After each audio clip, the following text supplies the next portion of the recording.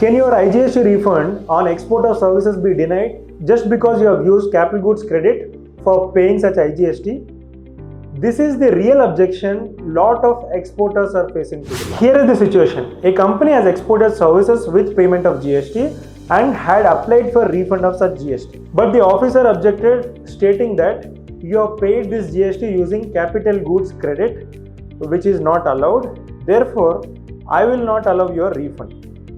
Sounds crazy, right? But here is the truth.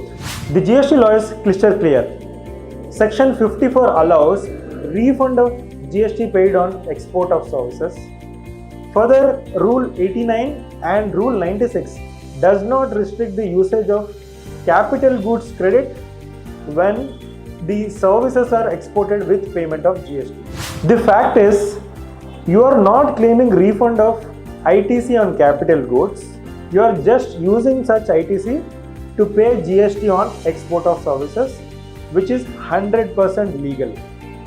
If you handle export refunds, keep this point in your mind. It will help you save lakhs, if not crores. If you find this video helpful, follow me for more such videos. Thank you.